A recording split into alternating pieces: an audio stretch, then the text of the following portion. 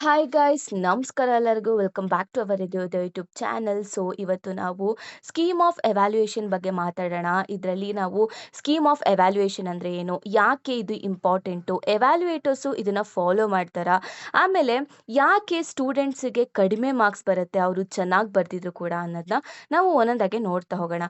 First scheme of evaluation ಅಂದರೆ ಏನು? So scheme of evaluation ಅಂದರೆ ಇದೊಂದು ಗೈಡ್ಲೈನು ಮತ್ತು ಅಥವಾ ಆನ್ಸರ್ ಕೀ, ಓಕೆನಾ.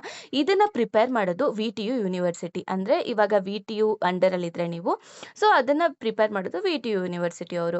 ಸೊ ಇದರಲ್ಲಿ ನೀವು ಒಂದೊಂದು ಕ್ವೆಶನ್ಗೂ ಆನ್ಸರ್ ಏನಿರಬೇಕು, ಎವ್ಯಾಲ್ಯೂಯೇಟರ್ ಏನು ಎಕ್ಸ್ಪೆಕ್ಟ್ ಮಾಡ್ತಾರೆ, ಸೊ ಅದನ್ನೆಲ್ಲ ಕಂಪ್ಲೀಟಾಗಿ ಅಲ್ಲಿ ಒಂದೊಂದು ಕ್ವೆಶನ್ಗೂ ಆನ್ಸರ್ನ ಕೊಟ್ಟಿರ್ತಾರೆ. ಸೊ ಇವಾಗ ಎಕ್ಸಾಂಪಲ್, ನೀವು ಏನಾದರೂ 10 ಮಾರ್ಕ್ಸ್ ಕ್ವೆಶನ್ನ ಅಟೆಂಪ್ಟ್ ಮಾಡ್ತಿದ್ದೀರಾ ಅಂತಂದರೆ ಸ್ಕೀಮ್ ಆಫ್ ಎವ್ಯಾಲ್ಯೂಯೇಷನನ್ನು ಆ 10 ಮಾರ್ಕ್ಸ್ ಆನ್ಸರ್ಗೆ ಏನಿರಬೇಕು, ಏನು ಎಕ್ಸ್ಪೆಕ್ಟ್ ಮಾಡ್ತಿದ್ದಾರೆ ಅನ್ನೋದನ್ನ ಕಂಪ್ಲೀಟಾಗಿ ಕೊಟ್ಟಿರ್ತಾರೆ. ಎಕ್ಸಾಂಪಲ್ ಅದು ಡೆಫಿನೇಷನ್ಗಾಗಿರ್ಬೋದು, ಡೆಫಿನೇಷನ್ಗೆ 2 ಮಾರ್ಕ್ಸು, ಎಕ್ಸ್ಪ್ಲನೇಷನ್ಗೆ 4 ಮಾರ್ಕ್ಸು, ಡಯಾಗ್ರಾಮಿಗೆ 2 ಮಾರ್ಕ್ಸು, ಅಡಿಷನಲ್ ಪಾಯಿಂಟಿಗೆ 2 ಮಾರ್ಕ್ಸು, ಎಕ್ಸಾಂಪಲ್ ಈ ಥರ ಇರುತ್ತೆ, ಓಕೆನಾ. ಸೊ ಇವಾಗ ಎವ್ಯಾಲ್ಯೂಯೇಟರ್ ಚೆಕ್ ಮಾಡ್ತಾರೆ ನಿಮ್ಮ ಬುಕ್ಲೆಟಲ್ಲಿ ಇಷ್ಟು ಇನ್ಕ್ಲೂಡ್ ಆಗಿದೆಯಾ, ಲೈಕ್ ಡೆಫಿನೇಷನ್ನು ಮತ್ತು ಅದ್ರ ತಕ್ಕನಾಗೆ ಡಯಾಗ್ರಾಮು, ಆಮೇಲೆ ಆ ಡಯಾಗ್ರಾಮ್ನ ಎಕ್ಸ್ಪ್ಲೇನ್ ಮಾಡಿದಾರಾ. ಸೊ ಅದೇ ಥರ ಸ್ಟೆಪ್ ವೈಸ್ ಮಾರ್ಕ್ಸ್ ಕೊಡ್ತಾ ಹೋಗ್ತಾರೆ. ಸೊ ಇವಾಗ ವಿ ಟಿ ಯು ಯೂನಿವರ್ಸಿಟಿಲೆಲ್ಲ ಸ್ಕೀಮ್ ಆಫ್ ಎವ್ಯಾಲ್ಯೂಯೇಷನ್ನು ಯೂಶುವಲ್ ಆಗಿ ಏನಾಗುತ್ತೆ, ಎಕ್ಸಾಮ್ ಕಂಪ್ಲೀಟ್ ಆದಮೇಲೆ ಅವರು ರಿಲೀಸ್ ಮಾಡ್ತಾರೆ. ಸೊ ಏನಕ್ಕೆ ಇದು ಹೆಲ್ಪ್ ಆಗುತ್ತೆ ಟೀಚರ್ಸಿಗೆ ಮತ್ತು ಎವ್ಯಾಲ್ಯೂಯೇಟರ್ಸ್ಗಳಿಗೆಲ್ಲ ಪೇಪರ್ಸ್ನ ಕರೆಕ್ಟ್ ಮಾಡೋದಕ್ಕೆ ಅಂತ.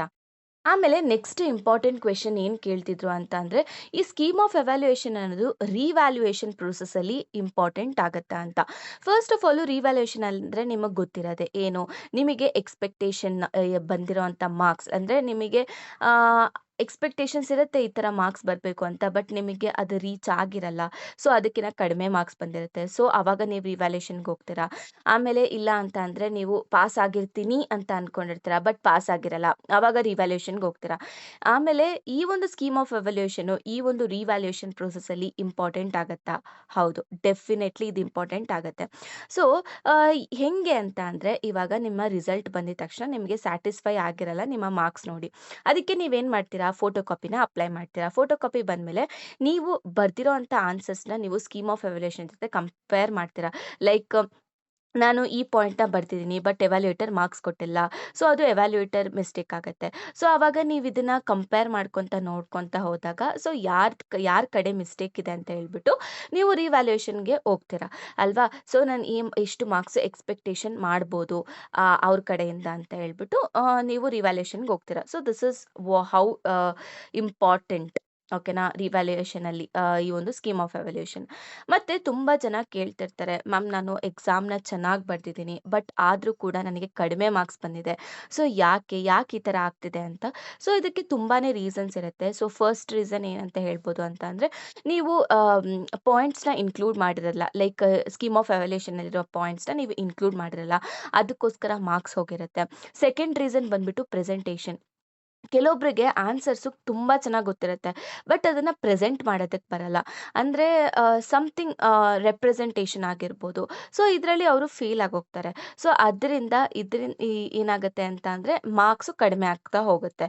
ಥರ್ಡ್ ರೀಸನ್ ಏನು ಅಂತ ಅಂದರೆ ಇರ್ರೆಲಿವೆಂಟ್ ರೈಟಿಂಗ್. ಅಂದರೆ ಇವಾಗ ಕಾನ್ಸೆಪ್ಟ್ ಏನೋ ಇರುತ್ತೆ, ಅದು ನಿಮಗೆ ಗೊತ್ತಿರಲ್ಲ, ಏನೇನೋ ಬರಿತೀರಾ, ಇರ್ರೆಲಿವೆಂಟ್ ಆನ್ಸರ್ಸ್ ಇರುತ್ತೆ ಅದರಲ್ಲಿ. ಸೊ ಅದರಿಂದ ಕರೆಕ್ಟ್ ಕಾನ್ಸೆಪ್ಟ್ಸ್ ಇರಲ್ಲ, ಕರೆಕ್ಟ್ ಕೀವರ್ಡ್ಸ್ ಇರಲ್ಲ, ಇದರಿಂದ ನಿಮಗೆ ಮಾರ್ಕ್ಸ್ ಹೋಗುವಂಥ ಚಾನ್ಸಸ್ ಇರುತ್ತೆ. ಆಮೇಲೆ ಈ ಫೋರ್ತ್ ರೀಸನ್ ಏನಿರುತ್ತೆ ಅಂದರೆ ಡಯಾಗ್ರಾಮ್ಸು ಮತ್ತು ಎಕ್ಸಾಂಪಲ್ಸು. ಸೊ ಒಂದಂತೂ ನೆನ್ಪಿಟ್ಕೊಳ್ಳಿ ಗೈಸ್, ಆ್ಯಕ್ಚುಲಿ ಇವಾಗ ನೀವು ಎಕ್ಸಾಮ್ ಬರೀತಿದ್ದೀರಾ ಅಂತ ಅಂದಮೇಲೆ ಟೆಕ್ಸ್ಟ್ ಬುಕ್ಕಲ್ಲಿ ಡಯಾಗ್ರಾಮ್ ಇದೆ ಆ ಕಾನ್ಸೆಪ್ಟಿಗೆ ಅಂತ ಅಂದಮೇಲೆ ಕಂಪಲ್ಸರಿಯಾಗಿ ನೀವು ಆ ಡಯಾಗ್ರಾಮ್ನ ಮಾಡಲೇಬೇಕು, ಓಕೆನಾ. ಸೊ ಇಲ್ಲ ಅಂತ ಅಂದರೆ ಮಾರ್ಕ್ಸ್ ಹೋಗುತ್ತೆ. ಆ್ಯಕ್ಚುಲಿ ಡಯಾಗ್ರಾಮ್ಗೆ ಅಂತಲೇ 2 to 3 ಮಾರ್ಕ್ಸು ಅವರು ಅಲಾಟ್ ಮಾಡಿರ್ತಾರೆ. ಆಮೇಲೆ ಆಲ್ವೇಸ್ ಇವಾಗ ಪ್ರೋಗ್ರಾಮಿಂಗ್ ಲ್ಯಾಂಗ್ವೇಜಸ್ ಅಂತ ಬಂದಾಗ, ಪ್ರಾಕ್ಟಿಕಲ್ ಎಕ್ಸಾಮ್ಸ್ ಅಂತ ಬಂದಾಗ, ಸೊ ಇದಕ್ಕೆಲ್ಲ ನೀವು ಎಕ್ಸಾಂಪಲ್ಸ್‌ನ ಇನ್ಕ್ಲೂಡ್ ಮಾಡಲೇಬೇಕು.